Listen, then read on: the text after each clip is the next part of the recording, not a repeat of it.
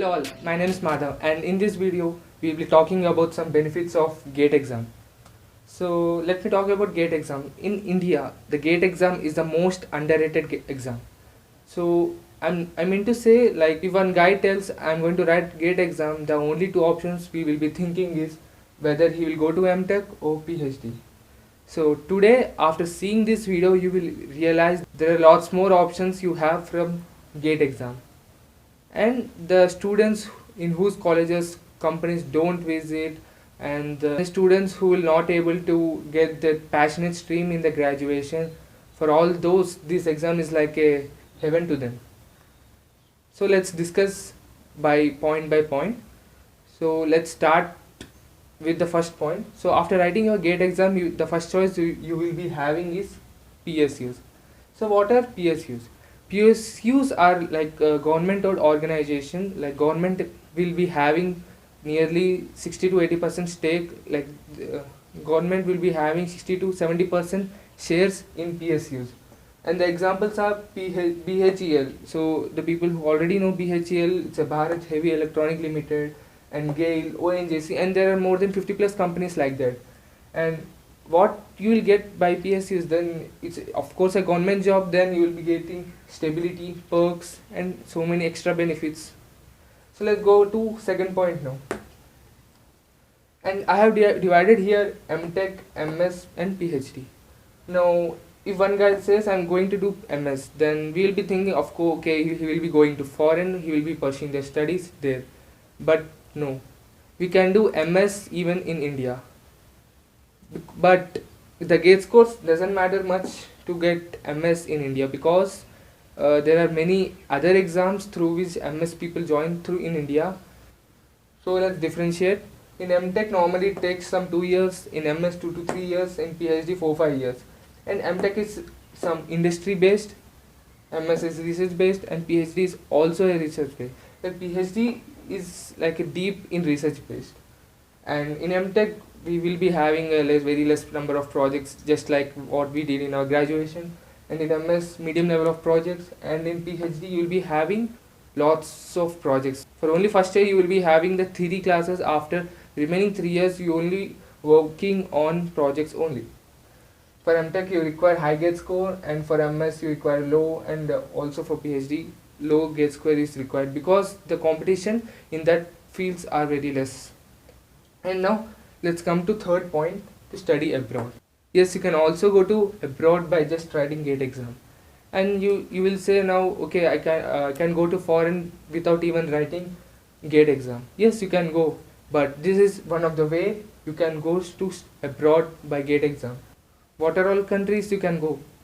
You can go to countries like Germany and Singapore. And you would also say now that even I can go Germany, Singapore, but what's the difference from GATE exam? Here you're also getting a stipend, which which government, like the Singaporean government or Germany government, will be paying to you monthly. So if you are going normally, then you won't get any stipend here. You won't getting any stipend. But if you go through GATE only, then you will get a stipend. If you want to go to abroad, then you have to submit your GATE score, a letter which states that you have completed your graduation in the English medium, and also need a SOP. So what is SOP? SOP is statement of purpose. If you ever applied for a visa, they will be asking what is your purpose for going foreign. So you have to submit that SOP. And here the best part is there is no TOEFL and no GRE. That's good, very cool, right? And let's go to fourth point, which is fellowship. So fellowship is similarly to PhD, but there is lots of difference again. In fellowships we can go to MBA, we can also pursue IIM. And in MBAs you have to, there's a course duration of 4 to 5 years, and here for 5 years, and yearly stipend you will be getting monthly for 15,000, and in IIMs you will be getting some 20 to 30k monthly, and these are some basic salary, basic stipend. Afterwards yearly it actually changes year by year. So after completing your MBA, your average would be 17 LPA. Normally for MBA you will be getting seat in NITI Mumbai, which normally comes in top 15 of MBA colleges, and in IIMs, and this is one huge one, just 35 to 40 LPM. Mind blowing. Let's go to next one. So next one is central government jobs. Yes, by writing a GATE exam you can get into central government jobs, which is added recently in 2009. So you will get central government jobs of grade A. If you ever wrote UPSC exam, there are like group A, group B, group C and etc. things. Group A is the top notch thing. So you will be called your post will be some gazetted officer in some income tax, IAS and IFS and etc.